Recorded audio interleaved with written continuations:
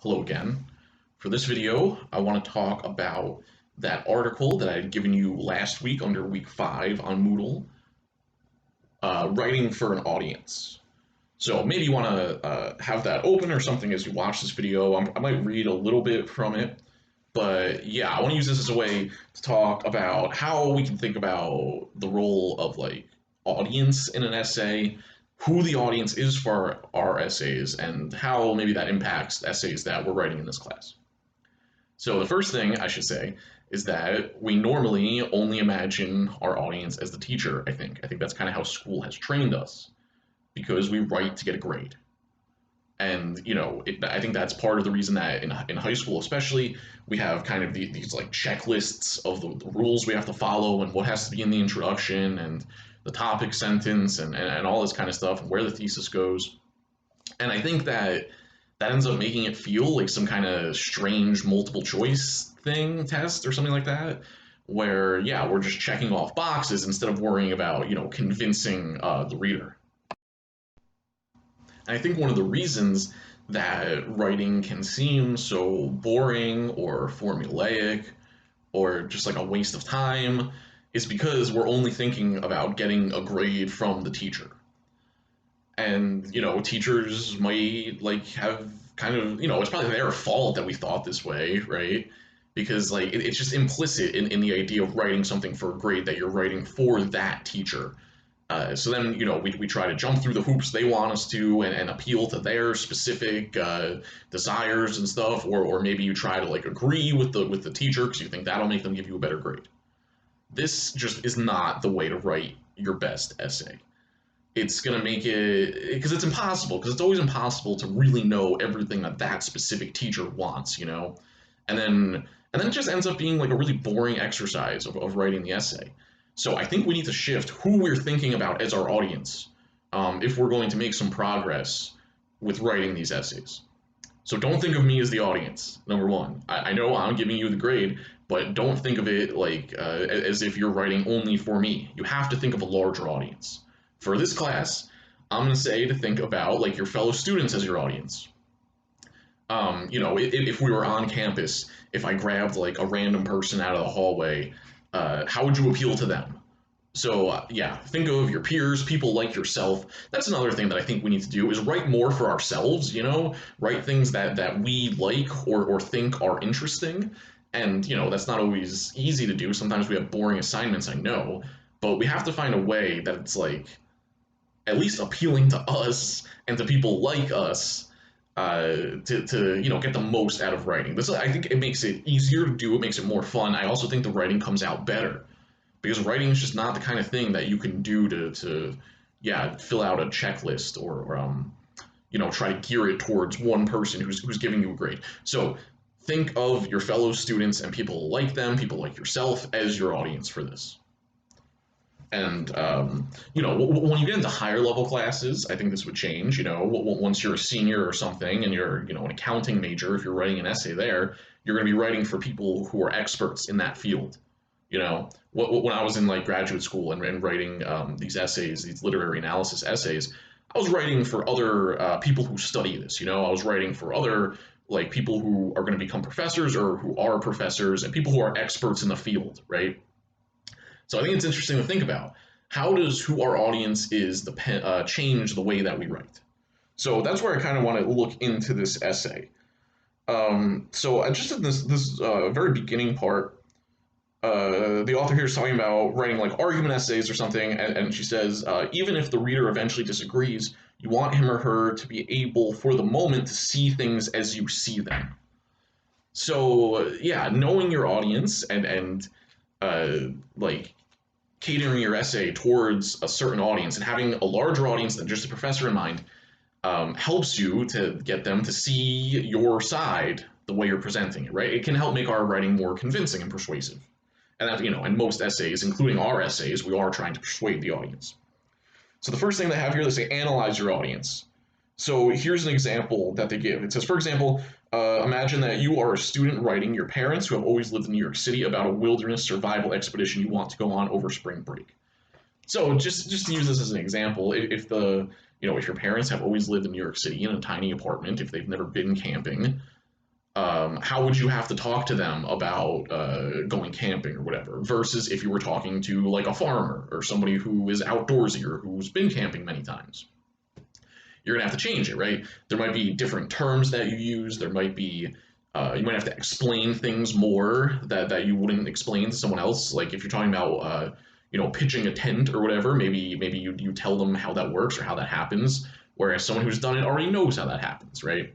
So this is what I mean about thinking about our audience and kind of analyzing it. So again, think about your fellow students. What do you think they already know? What do you think they would need to know to like be more sympathetic to your argument? And that's the first section she has here, right? Knowledge. What do they need to know? Do they have enough background knowledge to understand what you're talking about? So for our purposes, I think the kind of like knowledge that aspect of it, I think that's more of like the summary that we give of the story, you know.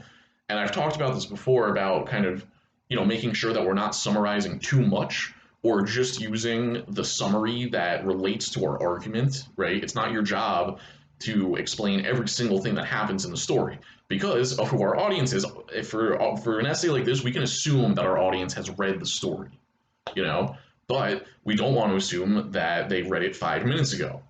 So you want to give some summary to be evidence for what you're trying to say, because obviously you need evidence of things that happen in the story to back up your argument. But it's not your job to tell us every single thing, every single detail. So yeah, you want to think of like what are the specific things in the story that the audience needs to know to follow your argument right now. Another thing that I've seen before with student essays is like definitions.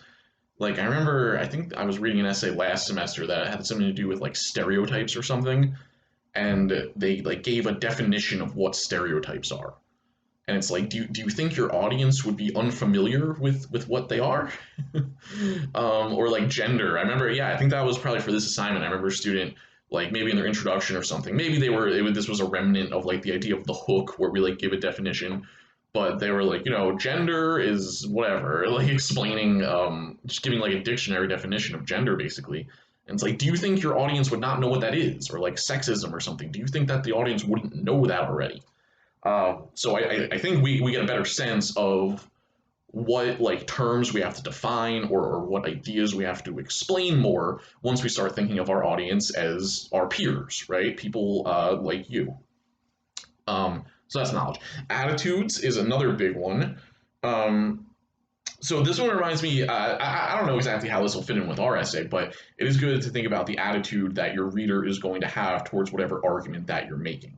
I think this is really obvious with like political stuff, like if someone's writing in the New York Times, which, most readers in the New York Times are Democrats, right? So if you're writing in the New York Times, you know that that's the audience. So if you write a New York Times article about how great Donald Trump is or whatever, you know that the audience is not going to like that. Or if you go the other way, and can say how much you hate Republicans or whatever, you know that their audience is going to agree with that more. So you want to know what your audience's attitude is going to be towards certain things. When I teach the Pokemon essay we did at the beginning of the course, I know that students generally kind of get mad at that essay because they don't like the idea that, Pokemon is sending a bad message about animals or whatever. I think just generally, I have to think about this stuff all the time. Like I think students at the beginning of a course like this are generally against the idea that art like sends messages and that matters at all. So I spend a lot of time trying to talk about that stuff because I know that's where most of my students are coming from. So yeah, you have to think about, for any kind of argument essay, whether the audience is likely to agree with you or likely to disagree with you. Because if they're likely to agree with you, or let's say if they're likely to disagree with you, then you might want to use more like data and statistics and like hard evidence like that, right? Whereas if you know the audience is likely to agree with you, you can rely more on like emotional appeals or anecdotes or whatever. So that's how they talk about attitudes as it relates to audience here. And the last one they list is needs, the needs of the audience. What is the audience trying to get out of your writing? What is like the thing that they need to read your essay for? For us, it's the argument. For us, the reason someone reads this essay is to get a sense of our argument about the story. So in a literary analysis essay, to make sure that we take care of the needs of our audience, we need to make sure that our argument is clear, that our thesis is obvious, and that, throughout the essay, we give evidence to back up our argument, because that's what the reader needs from us. They need the argument. So we have to focus on it that way. Just to give another example of this, I remember one time I used to have work like an office job in Manhattan, and I was in charge of like office supplies and that sort of thing. And I remember someone who was like above me at the company asking me about like ordering extra large ink cartridges or something, and they wanted me to find out like what was more cost effective, if it was better to get the extra large cartridges. And so I did all this math, right, of like how much it costs and the number of sheets that you get per cartridge. And I found out like how much it costs per page. And I sent all of this math in the email that I responded to the person above me. I was like, okay, so here's what it is. This cartridge, it's this many cents per page, and this one's this one. And the extra large cartridges were, a few cents cheaper or whatever. So I sent them like all that math and stuff, and they responded to me being like, okay, didn't need all the math, but thanks.